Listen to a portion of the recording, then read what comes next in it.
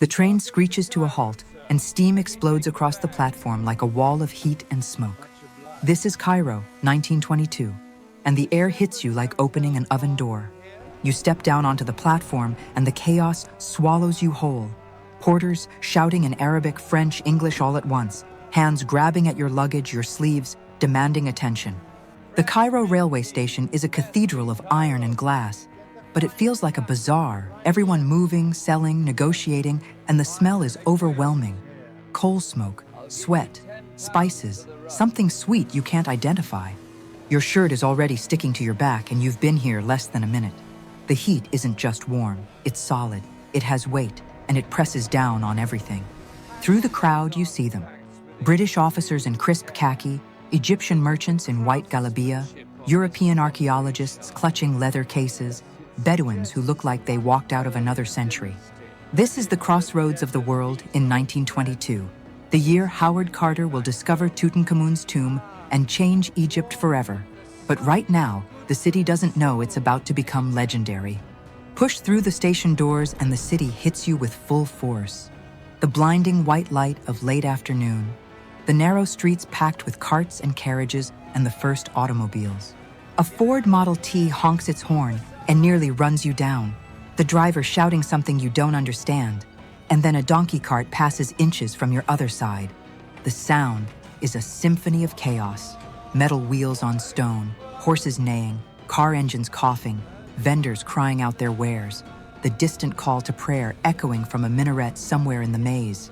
You start walking and the city unfolds like a living organism, each street revealing another layer, another century, another world existing simultaneously with this one. The buildings lean over the streets, some medieval, some brand new, some crumbling, and laundry hangs between them like flags marking territory in this vertical city. Smell that air. Fresh bread baking, sewage in the gutters, jasmine from hidden gardens, and underneath everything, the ancient dust of the desert creeping into every corner. This is Cairo in its golden age, caught between empire and independence, between pharaohs and Ford Motors, between the eternal and the modern. You're here to witness what few will ever see, the moment when the ancient world collides with the new one and creates something that will never exist again. Turn down this alley and the noise softens slightly. The shadows deepen and you enter a different world, one that's barely changed in 500 years. The street is so narrow you can touch both walls with your arms outstretched, and above you, wooden lattice screens cover the windows where women watch the world without being seen. A cafe appears on your left, small and dark, and the smell stops you in your tracks. Coffee mixed with cardamom, thick and sweet, and utterly intoxicating. Step inside and subscribe to join us on more journeys through lost worlds, because what you're about to experience is the soul of a city most travelers never find. The cafe is all shadows and smoke, men sitting on low stools around brass tables, playing backgammon, smoking shisha pipes that bubble and hiss like sleeping dragons. They look up when you enter and time stops for a moment. Then someone gestures to an empty stool and you sit, and just like that, you're accepted into the rhythm. The coffee arrives in a tiny cup, strong enough to strip paint, sweet enough to make your teeth ache, and it tastes like the city smells, ancient and alive. Outside the window, you watch the street theater unfold, a water seller with his brass tank and bell, a bread vendor balancing dozens of loaves on a wooden board, children playing with a hoop and stick. The light is changing now, late afternoon becoming evening, and it transforms everything into gold, the buildings glowing, the dust particles in the air becoming visible streams of light. This is the magic hour in Cairo when the heat finally breaks, when the city takes a breath before the night begins, when everything looks like it's been dipped in honey. Leave the cafe and continue deeper into the old city, your feet following streets that have existed since the Pyramids, since the Mamluks, since before Europe knew this place existed. The call to prayer begins, and it's everywhere at once, from minarets near and far, layered and echoing, transforming the air itself into something sacred. Men are unrolling prayer rugs in doorways, in shops, in the middle of the street, and the city pauses in a moment of collective devotion that's been happening 5 times daily for centuries. You stand still and let it wash over you, this sound that's both human and otherworldly, both intimate and vast, both of this moment and timeless. The light is fading fast now, and you need to see the contrast. You need to understand both Cairos that exist in the same space and time. Hail a taxi, one of the new ones, and tell the driver Shepheard's hotel. He nods, and the Ford Model T coughs to life, and you're speeding through streets that weren't designed for automobiles. The hotel appears like a mirage, European elegance planted in the Egyptian desert, all white columns and potted palms and doormen in spotless uniforms. You climb the stairs to the famous terrace, and suddenly you're in a different country, champagne glasses clinking, British accents discussing excavation sites, French archaeologists arguing about dating methods. This is where Howard Carter drinks when he's in the city, where European nobility pretends the empire will last forever, where the waiters are Egyptian but speak better English than most Londoners. The view from the terrace is spectacular, the Nile cutting through the city like a blade of silver, the modern boulevards laid out by Khedive Ismail, the minarets rising above it all. But this isn't the real Cairo, and you know it. This is the colonial fantasy, the comfortable lie that Egypt exists for European discovery and amusement.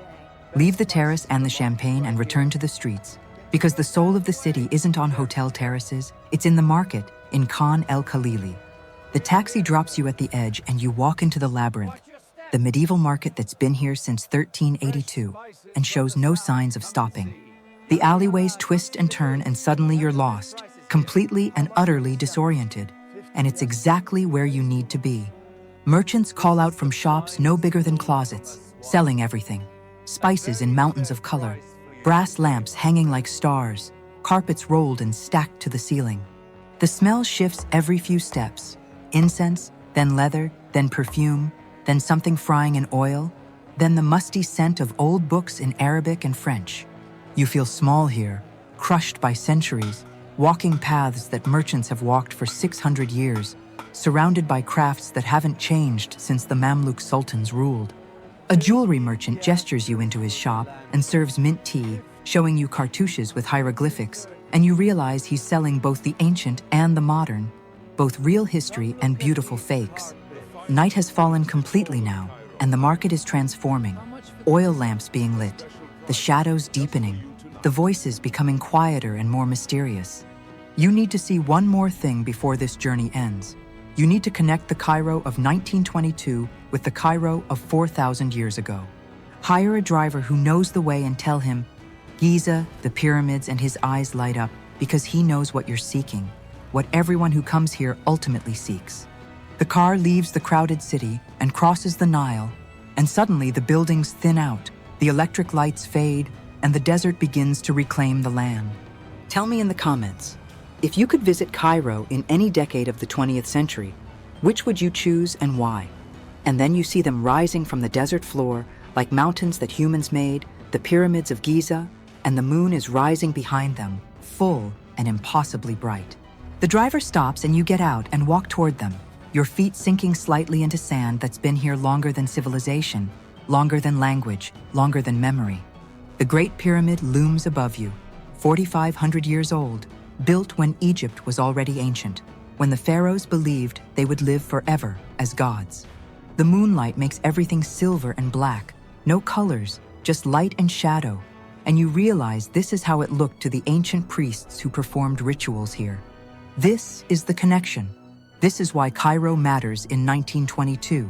Because in one day you can drink coffee in a medieval market, champagne on a colonial terrace, and stand before monuments that predate both by millennia. The city is a palimpsest, layers upon layers, each century leaving its mark but never completely erasing what came before. And that's its genius. You stand in the shadow of Khufu's pyramid and feel the weight of time, the absurdity of human ambition, the beauty of people who built something they knew would outlast them. Tomorrow, Howard Carter will make his discovery, and Egypt will become the world's obsession again. Tourists will flood in. The ancient will become a commodity, but tonight it's still mysterious. The wind picks up and sand swirls around your feet, and you understand why people come here, why they've always come here, searching for something that modernity can't provide. Stand here for a moment longer and let the moonlight wash over you. Let the silence of the desert replace the chaos of the city you left behind. The pyramids don't speak, but they communicate something more profound than words, that humans have always reached for the impossible, have always built beyond their lifetimes, have always believed in something larger than themselves. You turn back toward the city and see the lights of Cairo glowing on the horizon, a constellation of electric bulbs and oil lamps and cooking fires, and you understand the contrast now.